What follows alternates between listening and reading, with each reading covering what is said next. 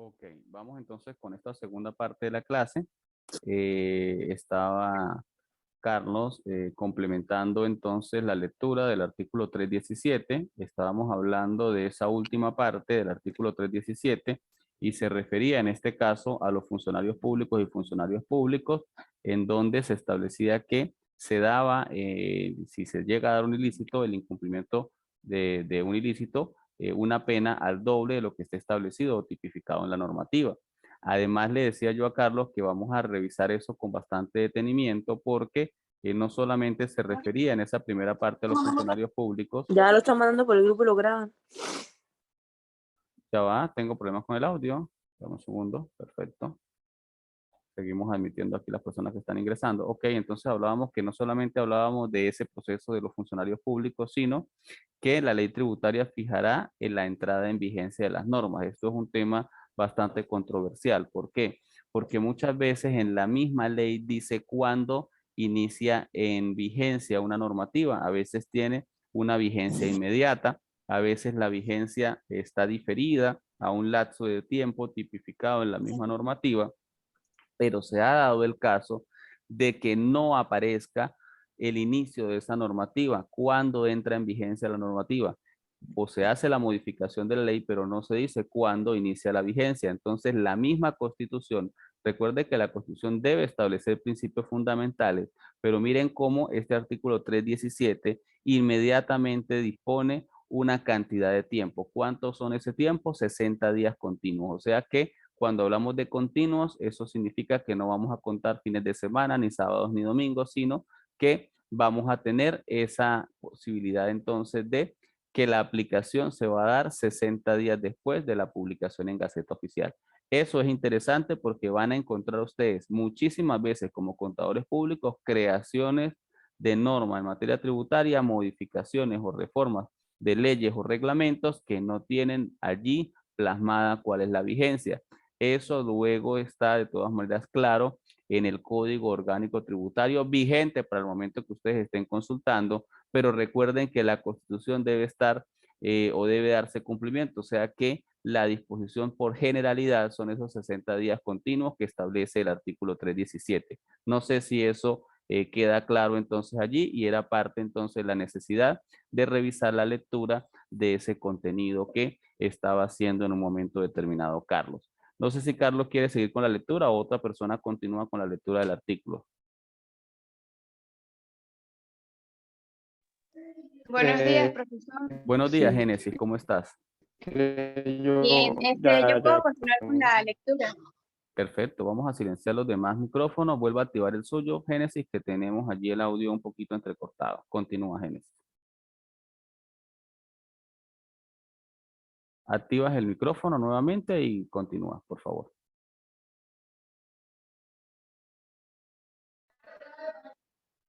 ¿Me escucha? Ahora sí. Ok. La Administración Tributaria Nacional gozará de autonomía técnica, funcional y financiera de acuerdo con lo aprobado por la Asamblea Nacional y su máxima autoridad. Será designada por el presidente o presidenta de la República, de conformidad con las normas previstas en la ley. Ok, entonces, Génesis, ese último pedacito de lo que es el artículo 317 empieza a disponer ya cómo entonces está estructurado ese CENIAT o ese Servicio Nacional Integrado de Administración Aduanera y Tributaria, luego de la reforma de la Constitución en el año de 1999 y luego de las disposiciones que debe tener. Y precisamente parte de esas disposiciones de lo que es el Servicio Nacional Integrado, lo que es el CENIAT, es que ellos van a gozar de eso que está diciendo la Constitución, autonomía técnica, financiera y funcional. Ese CENIAT, no sé si lo conversaba en la clase pasada, creo que no, también tiene una estructura. ¿Cómo funciona esa estructura? Y es interesante que vean esa estructura porque cuando vayan a hablar en tributación de los recursos, ustedes deben de saber cuál es la jerarquía dentro del CENIAT para ustedes poder saber a quién recurren, ¿no? Dentro de lo que es la esfera tributaria general. Entonces, lo primero que tenemos que Entender es que el Poder Ejecutivo está representado, como ya lo saben ustedes, por un presidente de la República. En Venezuela existe una vicepresidencia de la República. Esa vicepresidenta no tiene votación directa como es en otros países, solamente la del presidente de la República. Pero para que funcione ese órgano ejecutivo, se requiere un consejo de ministros o una serie de ministros que van a representar, conforme a disposición del Ejecutivo, la cantidad de carteras, por ejemplo, finanzas, planificación, infraestructura, petróleo en el caso de nuestro, en fin, todo lo que sea considerado una necesidad por parte del Estado. Y luego de eso existe algo que se llama superintendencia. Bueno, están los viceministros, por supuesto, y luego la superintendencia. Dentro de esas superintendencias son como organizaciones que se encargan de controlar distintas esferas o necesarias dentro de la organización del Estado. Existe la superintendencia de banco, la superintendencia de banco e instituciones financieras, existe la superintendencia de seguros, existe la superintendencia de cajas de ahorro, existe la superintendencia como es el CENIAL. El CENIAL es una superintendencia, ¿sí?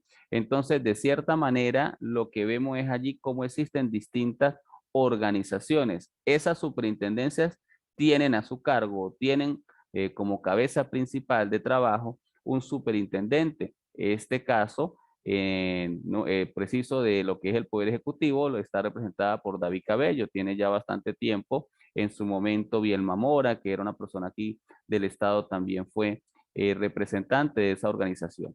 Y el CENIAT está dividido en dos intendencias, una intendencia aduanera y una intendencia tributaria. Ojo con eso, el CENIAT tiene dos competencias especialísimas. Una, todo lo que tiene que ver con la importación y exportación de otros productos, y otra, todo lo que tiene que ver necesariamente con las tasas, impuestos y contribuciones, ojo, única y exclusivamente competencia dentro del marco de la Constitución del Poder Nacional. Hay cosas que están dentro de la misma Constitución únicamente dedicadas a la competencia nacional, a la competencia estatal o a la competencia municipal. Por ejemplo, el impuesto sobre actividades económicas que hablábamos hace un rato, no puede ser competencia del Ejecutivo Nacional. Él no se va a encargar de la recaudación de ese tributo. No es correcto que él realice ningún tipo de recaudación sobre ese particular. ¿Por qué? Porque la Constitución establece que eso es competencia neta de los municipios. Y lo mismo puede suceder entonces con el impuesto al valor agregado o el impuesto sobre la renta.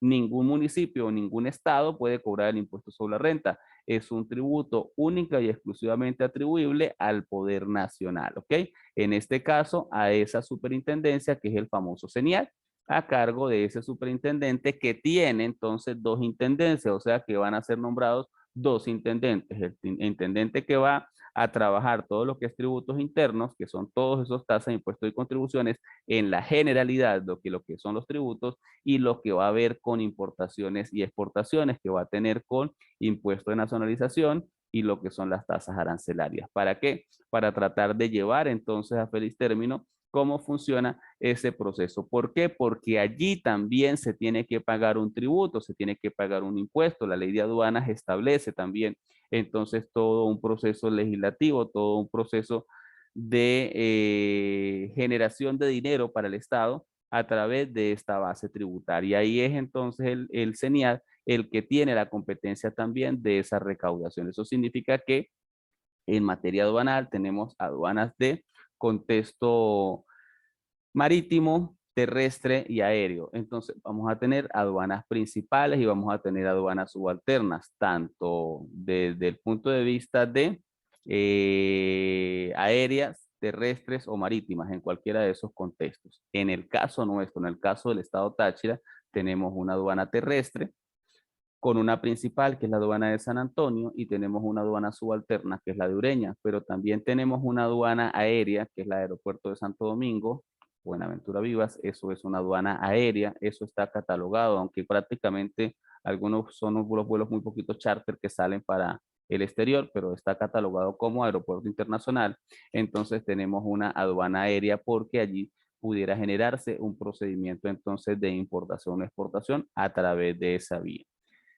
Y eso forma parte entonces de esa competencia. Que el CENIAD esté acompañado de una fuerza pública para que garantice el cumplimiento del contribuyente. Sí, eso es cierto. En este caso, el acompañamiento muchas de las veces lo hace la Guardia Nacional. La Guardia Nacional tiene una división, llamémoslo así, que se encarga precisamente de ese contexto aduanero. Ellos no tienen competencia para revisar el protocolo real arancelario del código que se esté aplicando para la nacionalización de un producto u otro, pero sí van a tener ese resguardo necesario que garantice si vienen drogas, si vienen productos ilícitos. Ilícito se refiere a que tengan de alguna u otra manera un procedimiento de evasión en donde estén declarando una mercancía diferente a la que se pretenda ingresar. En líneas generales, más o menos eso es parte de ese trabajo y de esa necesidad que tiene la aplicación, en este caso por parte del CENIAL. Y el tema tributario, entonces esa intendencia está dividida en regiones. Existe la región central, existe la región occidental, existe la región Los Andes, y en este caso esa región Los Andes está aquí en la ciudad de San Cristóbal, la sede principal en la avenida Rotaria, que cubre Táchira, Mérida, ¿sí? Cubre también Barinas, o sea, de cierta manera no es que no haya un CENI allá, pero es que la gerencia regional, la cabeza principal, en este caso se encuentra en el estado Táchira. Entonces, adicionalmente a eso, tenemos algunas oficinas de tributos internos que están supeditadas a esa gerencia regional. Más o menos en líneas generales, entonces, esa es la forma de estructura de ese famoso CENIAT que vamos a tener que ver usted, o vamos a tener mucho que ver con el trabajo de los contadores públicos, porque de una u otra forma vamos a tener que ir muchas veces a consultar algunas condiciones, a veces de forma eh, y no sé, como dijera yo, no estricta, sino solamente para tener una idea de qué quiere la administración tributaria. Muchas veces tenemos que recurrir por la vía escrita a través de esos recursos que tenemos en el Código No Tributario para poderle consultar. Y en otros casos, pues el mismo Colegio de Contadores va a ser entonces el garante, la persona que también va a generar esas orientaciones, sobre todo cuando se hacen reformas puntuales de la ley o de la norma en general que aplique para tasas, para impuestos o para contribuciones. ¿Dudas hasta ahora? Pregunto. Génesis. Bueno, tengo una pregunta. Cuando usted habla de los productos ilícitos, por ejemplo, cuando se transporta, o sea, cuando se importa, por ejemplo, el café que lo traen y al parecer es un producto que no se puede traer y que lo esconden, entonces, ¿eso puede ir reflejado en la contabilidad o qué se hace con esos productos que no, o sea, que son como ilícitos, pues?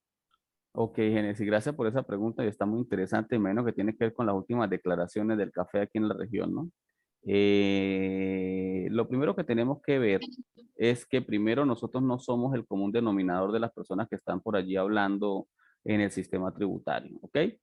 Si nos vamos a referir a esas declaraciones que decía el señor Freddy Bernal sobre la introducción del café colombiano, vamos a ser puntuales porque estamos en un recinto académico netamente y tenemos que hablar como es.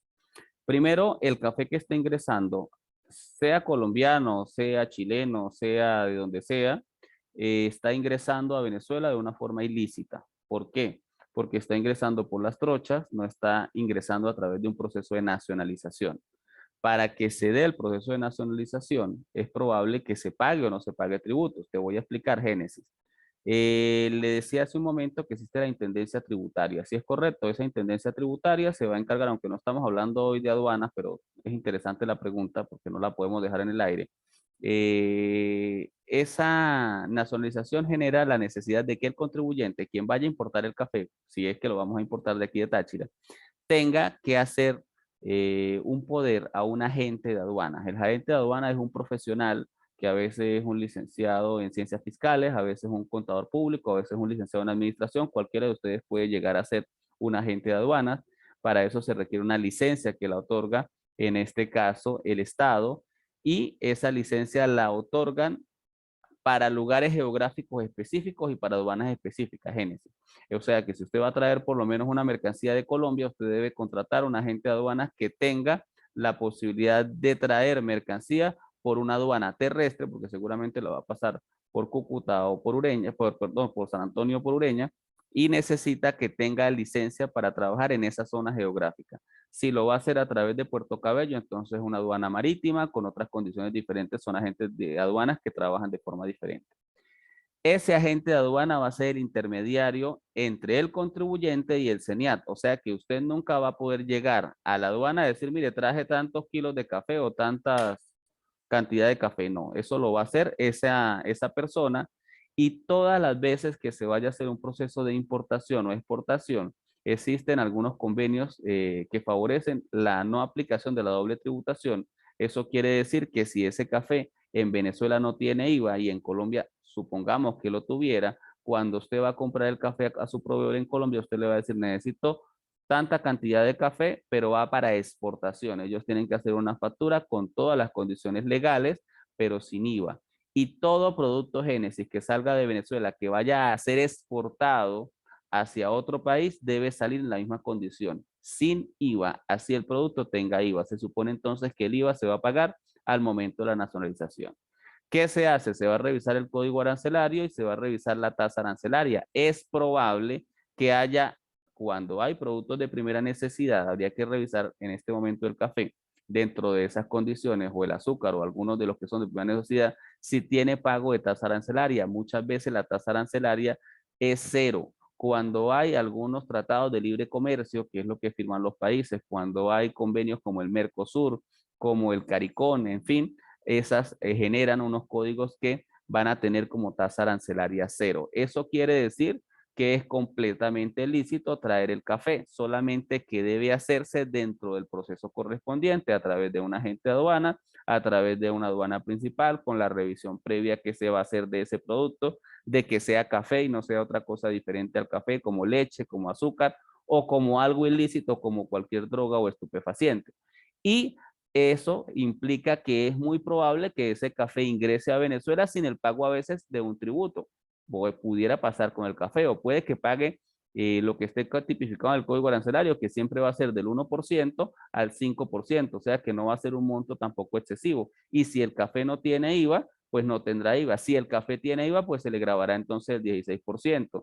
Si el papel higiénico no tiene IVA, pues se traerá bajo la condición sin IVA. Si mañana dicen que el papel higiénico tiene IVA, pues se importará y se pagará al momento de nacionalización ese IVA. Hay muchos productos en este momento que no tienen IVA, o sea que prácticamente no hay ningún problema de traerlos. ¿Qué es lo que sucede? Que la aduana se encuentra cerrada en un primer momento, entonces todo lo que está ingresando es completamente ilícito. Ahora, vemos cómo otras cosas sí pueden ingresar y no se dice nada. Eso también es ilícito. Así alguien diga que se puede, un funcionario público, como estábamos hablando en ese artículo 317, eso tiene una pena. Ahí está haciéndose un proceso de evasión fiscal, está incumpliéndose con un deber formal, con un deber material, probablemente de pago, aunque sea la tasa arancelaria, si estamos hablando de algún producto, y si estamos hablando de un producto que tiene IVA, pues inclusive el pago del IVA. Ahora, hay cosas que se pueden traer que no son consideradas contrabando cuando es para uso personal, Génesis, cuando usted va a traer solamente su bolsita de café porque a usted le gusta tomar café, ¿cómo es que se llama el café colombiano? Que es muy bueno, me fue ahorita, Juan Valdés. Usted se quiere tomar un Juan Valdés, usted se puede traer un café de esos de allá. ¿Y es para quién? No, para mí. Eso no es ilícito. Ese es mi café. Siempre y cuando no traiga algo feo por allí, que sea droga o algo, usted puede pasar su café sin ningún problema. Y eso no es prohibido. Ahora, ¿dónde dice en Venezuela, en qué norma dice que el café colombiano está prohibido que sea importado de otro país? Eso no existe, Génesis. Eso es un absurdo de esas declaraciones que da ese señor. ¿Por qué? Porque no hay nada que diga realmente que no se pueda traer café colombiano y que eso es un ilícito. Desde el contexto de la realidad legal, a que sea imposible traerlo de la vía lícita, eso es otro tema porque está cerrada la frontera. El día que se abra la frontera, pues probablemente pueda traerse ese producto. Y eso más o menos es lo que sucede con esa parte de lo que es la intendencia aduanera del CENIA y las competencias y lo que concierne a ese proceso, y nadie más, inclusive ni el gobernador, si es que él representa una gobernación, porque el señor no representa ni la gobernación, ni representa ese protectorado, no está en la Constitución, eso no existe, eso es una figura allí muy semántica que pudieron haberse colocados los políticos, pero más allá de eso no tiene nada que ver. Recuerden, no me interesa la política de nada por el estilo, pero sí tengo que responder de forma clara a las preguntas que se hacen dentro del contexto de la ley. La única competencia que se tiene para la materia de importaciones, exportaciones o para lo que se vaya a realizar es a través precisamente del proceso legislativo correspondiente tipificado. Si estamos hablando de importaciones y exportaciones en la ley de aduanas y la competencia la tiene el CENIAT. Esa es la competencia única dentro de ese proceso que está previamente establecido. No sé si eso quedó claro, Génesis, o no.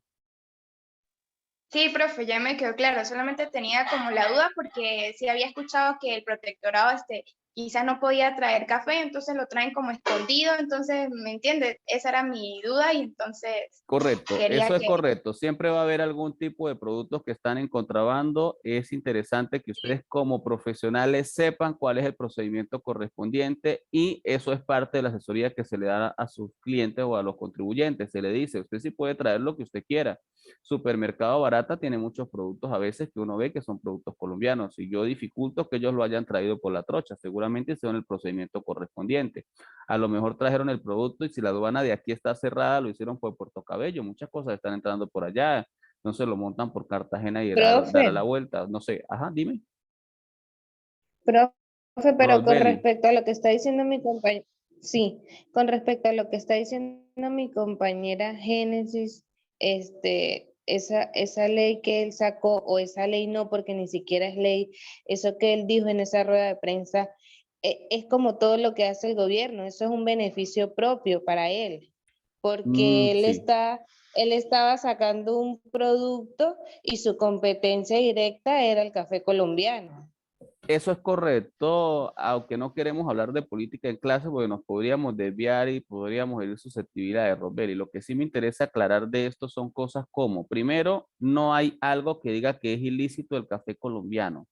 En materia tributaria, Rosbelli, cuando el Estado considera, escúchese bien, esto que le voy a explicar de cómo se hacen las cosas bien. ¿Por qué? Porque hoy le estoy enseñando a ustedes, el día de mañana usted puede ser el superintendente del CENIAT, puede ser el gerente regional de tributos internos y créame que muchos de los estudiantes que han salido de la universidad ya forman parte de la administración tributaria o de la hacienda pública estatal o municipal. Esa es la competencia. Yo no sé a dónde van a llegar cada uno de ustedes y la formación es fundamental.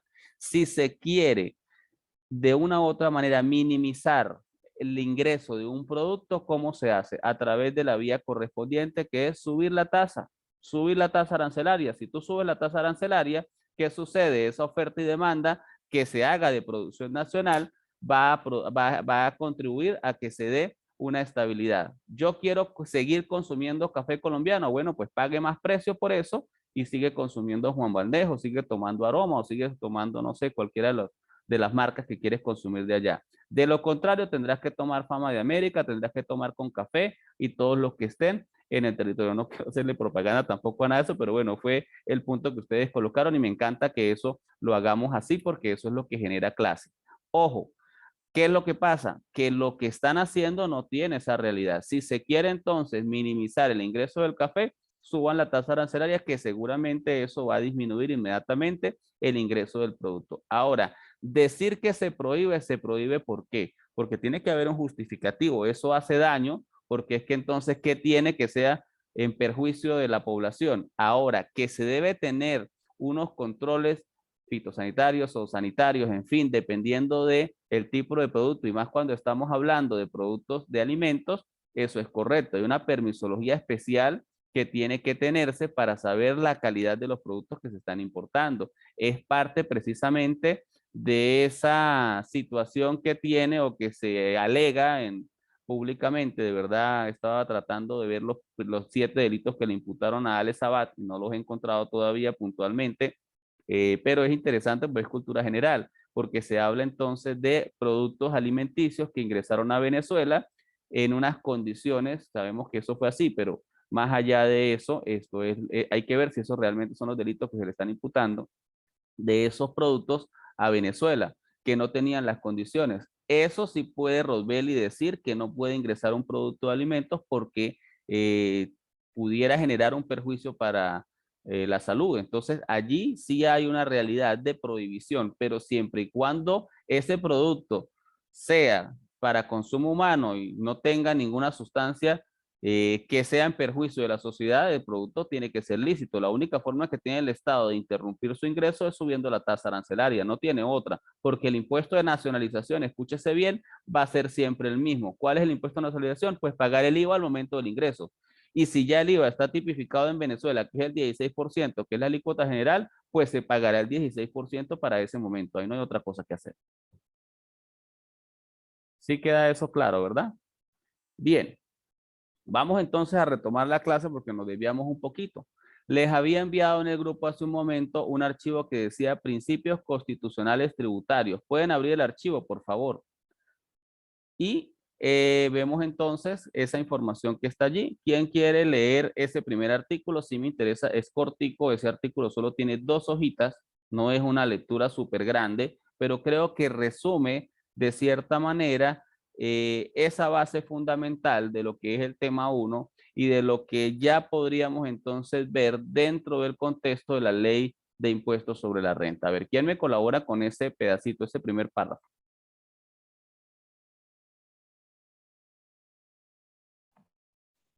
En el material de principios de en Ajá, el que cápsula, les ¿cierto? envié por acá, sí, eso es correcto, ese mismo. Dice, tributos en cápsulas, principios constitucionales de la tributación. Una de las principales fuentes de ingresos de los estados la constituyen los tributos. Los mismos se establecen en virtud del poder de imperium, lo ius imperium, que poseen los estados y como un mandato de carácter obligatorio para los sujetos pasivos o contribuyentes. No Paremos un obstante, momento, Ariana, para ir por partes, porque quiero que ustedes entiendan lo que está ahí, no es una lectura por lectura. ¿Qué hablamos con el estado de poder de imperio? Es la posibilidad que tiene el estado de ordenar que se cumpla algo y nosotros sencillamente como ciudadanos tenemos que obedecer. Entonces ahí van a nacer 2 condiciones interesantes. Una, lo que es el sujeto pasivo, que es lo siguiente que acabas de leer, Ariana, y el sujeto activo. El sujeto pasivo, cada vez que se refiera en cualquier norma al sujeto pasivo, se refiere a nosotros, los simples ciudadanos que tenemos que dar cumplimiento a una condición tributaria. O sea, somos los contribuyentes de cierta manera, ¿sí? Y el sujeto activo en este caso siempre va a ser el Estado, que va a estar representado entonces a través de quién? Si es del tributo nacional, a través del CENIAT; si es el tributo municipal, a través de la Hacienda Pública de la Gobernación; y si es el municipal, a través de la Dirección de Hacienda de las alcaldías. ¿Ok? Ahora sí, Ariana.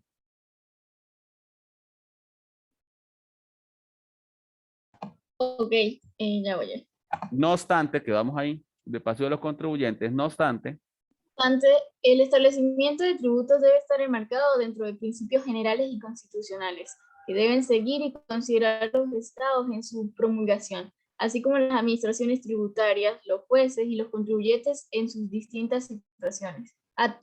Actuaciones. perfecto. Continuemos allí, no hay problema. El objetivo de la consideración, aplicación y vigencia de los principios tributarios es evitar el abuso del Estado en virtud de su poder de imposición, no como una guía, sino como elementos que conlleven a mantener los derechos y garantías de los ciudadanos frente al ejercicio del poder tributario. Asimismo, estos principios buscan evitar también el abuso de la administración tributaria y de los contribuyentes en su aplicación, brindándole a su vez al juez un marco fundamental a los fines del soporte de las decisiones o fallos que sobre litigios tributarios se emitan. Ok, entonces la parte de conclusión de estos principios constitucionales es, pregunto, ¿para qué son los principios constitucionales? Mire que este segundo párrafo es interesante. Este principio constitucional, principios van a generar es como las bases de cómo a través de el sujeto pasivo puede generarse una posibilidad de defensa ante el Estado, que es el que crea los tributos e impone el cumplimiento de los mismos. O sea que cualquier tributo que sea creado, cualquier disposición, tasa, impuesto o contribución, tiene que estar enmarcada dentro de eso que se llaman principios constitucionales tributarios, porque lo que esté fuera de ese proceso es una violación, en este caso, de poder que realizaría el Estado hacia los sujetos pasivos. No sé si eso queda claro. ¿Qué opina, ¿Sí? Ariana? ¿Sí? Sí, más o menos Sí, eso es entonces la necesidad de lo que serían estos estos principios. A ver, ¿quién continúa entonces con esa segunda parte? Dice, la Constitución de la República de Venezuela prevé el marco estructural, constitucional, tributario a establecer. El deber que tenemos los ciudadanos de contribuir con el gasto público mediante el pago de impuestos, tasas y contribuciones, que eso lo vimos en el 316 más o menos por encima, y promulgar los principios constitucionales de tributación a saber. Y empezamos entonces con ese principio de legalidad. ¿Quién lo lee? Yo. La Eh, creación yo. del- Yo quiero. Ajá, dale, pues cualquiera. ¿Puedo yo? Claro que sí, Jennifer, por supuesto. Bueno, ya va. Buenos días, profe. Buenos días, ¿cómo me le va? Muy bien. Principios de legalidad. La creación del tributo, la definición del hecho imponible, la tarifa o alicuota a aplicar, allá va, los sujetos pasivos obligados, las exenciones, las exoneraciones, las rebajas de impuestos u otros beneficios tributarios deben estar claramente estipulados en la ley, evitando así que el Estado o la administración tributaria establezcan parámetros excesivos sobre sobre aquellos previstos en las normas legales. Paremos ahí, Este Jennifer, un principio, segundo. Mire lo interesante de eso para que vayamos con calma entendiendo el principio de legalidad. Dice, la creación del tributo, se supone que eso se entiende claramente. Dice, la definición del hecho imponible. Jennifer, ¿qué crees que es hecho imponible?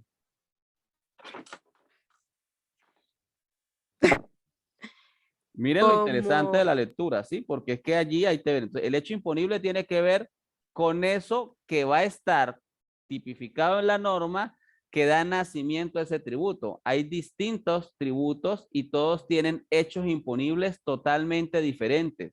Todos tienen lo que continúa, tarifas diferentes. Si vamos a hablar en este caso de la impuesto sobre la renta, tenemos tres que vamos a trabajar. La tarifa 1, que es para personas naturales, la tarifa 2, que es para personas jurídicas, y la tarifa 3, que es para hidrocarburos y demás ramos conexos, ¿sí? O muchas veces no es una tarifa, sino es un porcentaje, como por lo menos es el caso del IVA, un 16%, ¿sí? Un 16% de más para los impuestos suntuarios. Entonces, eso tiene que estar definido en dónde? En la ley, por eso es el principio de legalidad, ¿ok? Además dice allí que debe estar de forma clara qué sujetos, porque todos los sujetos pasivos tienen características diferentes. Hay personas naturales y hay personas jurídicas, ¿sí es correcto? Hay sí. sujetos pasivos que son contribuyentes formales y tienen un tratamiento, contribuyentes ordinarios y tienen otro tratamiento, ¿sí? Hay contribuyentes especiales y tienen otro tratamiento. Hay agentes de retención y tienen otro tratamiento. Hay agentes de percepción y tienen otro tratamiento. Entonces, mire todo lo que incluye esas dos líneas que llevamos del principio de legalidad. Luego hablamos de exenciones y exoneraciones. Las unas están tipificadas en la misma ley que los crea. La otra, el Ejecutivo, son las prerrogativas que tiene de crear algunas posibilidades dentro del marco de la ley. Además de esas rebajas, cuando pudiera darse algún contexto de rebajas, si vamos a hablar del impuesto sobre la renta, que es lo que nos toca en este año, entonces vamos a ver que tenemos unas rebajas atribuibles a las tarifas 1, 2 y 3. Eso se llama en este caso rebajas personales. Entonces son 10 unidades tributarias por la esposa, 10 unidades tributarias por los hijos, 10 unidades tributarias por el contribuyente. Si se dan cuenta entonces cómo vamos entonces involucrando muchas cosas dentro de este principio de legalidad, pero podemos adaptarlo también a la ley de impuesto al valor agregado, podemos adaptarlo a la ley de impuesto de grandes patrimonios y en fin, ¿ok? Y otros tributarios que deben estar claramente estipulados en la ley, evitando así que el Estado o la Administración Tributaria establezcan parámetros excesivos sobre aquellos, o muchas veces que establezcan cosas que no quedaron. Si no me dice cuál es el sujeto que se le voy a aplicar, pudo haber definido muy bien el hecho imponible, pudo haber definido muy bien la tarifa, pudo haber bien definido las excepciones y las exoneraciones, pero ¿a quién se lo aplico? O sea, todas esas cosas deben estar siempre en la ley. ¿Ok, Jennifer? Seguimos ahora sí con con ese primer párrafo. Dígame. Profe, disculpe, ¿podría dar nuevamente un pequeño concepto o definición sobre qué es hecho imponible? El hecho imponible es lo que origina el nacimiento de ese tributo. Es la realidad del nacimiento de ese tributo. Cuando vayamos a hablar con el impuesto sobre la renta, lo vamos a comparar con los hechos imponibles de la ley de IVA o con otros hechos imponibles para que ustedes vean cómo cada uno tiene un basamento propio de la creación de ese tributo. Hay unos que son atribuibles al ingreso, otros que son atribuibles al gasto, otros que son atribuibles a la utilidad. En fin, cada tributo tiene unas características particulares de por qué se da y sobre qué se da. Ok. Perfecto. Ajá. Sigo. Jennifer, sí, por supuesto.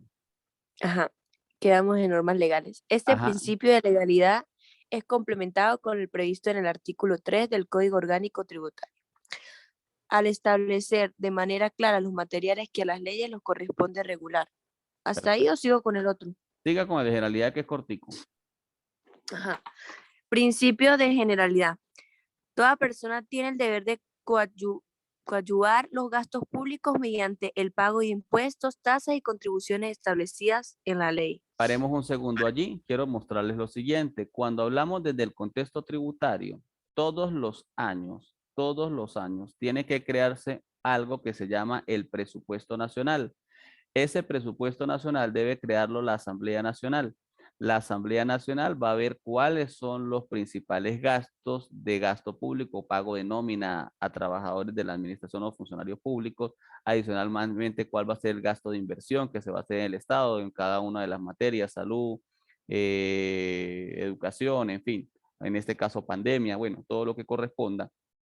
Y eso, al momento de que se apruebe, se va a convertir en una ley. El Estado siempre tiene que cancelar o pagar todo lo que únicamente esté estipulado en la ley. Si hay un gasto que no está previsto en esa ley de presupuesto, pues entonces eso puede generar un proceso asociado a un hecho de corrupción. Eso quiero que eso quede claro, porque eso forma parte de el contexto tributario y nace ese contexto tributario desde ese primer momento cuando se da la creación de las normas o las creaciones de las leyes y en este caso la creación de la ley del presupuesto porque dentro de la ley de presupuesto se dice de dónde se va a disponer de esos recursos para el gasto y muchas veces ese gasto viene del producto petrolero, del producto tributario, del arco minero, en fin, de todo lo que está allí. Y dentro del contexto tributario, nosotros, que somos sujetos pasivos, tanto naturales como jurídicos,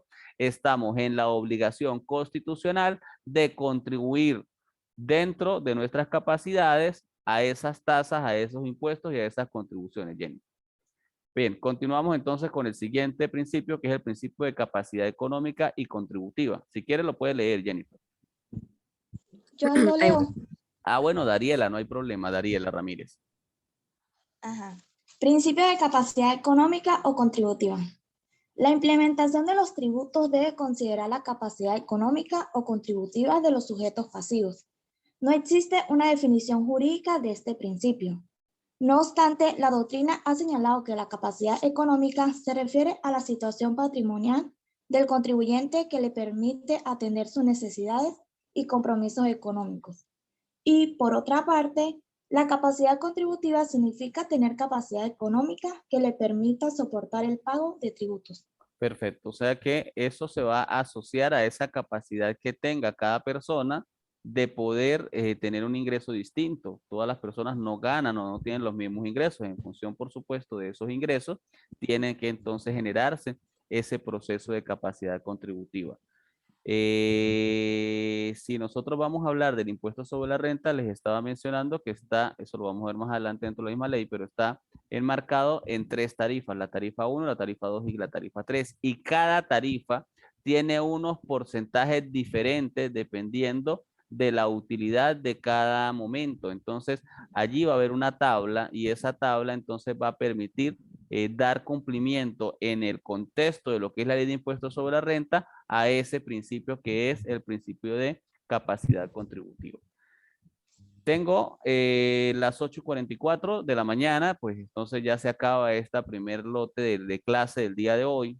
Sí, estoy revisando el horario y creo que estábamos hasta las 8:35, empezamos unos 10 minuticos tarde, o sea que se cumple hasta este momento. En la próxima clase entonces continuamos con lo que es el principio de progresividad y seguramente pasaríamos ya a lo que es el tema 2 de impuestos sobre la renta. De verdad quiero agradecerle a Dariela que acaba de hablar, quiero agradecerle a Jennifer, quiero agradecerle a Kelly, a Arianelli, a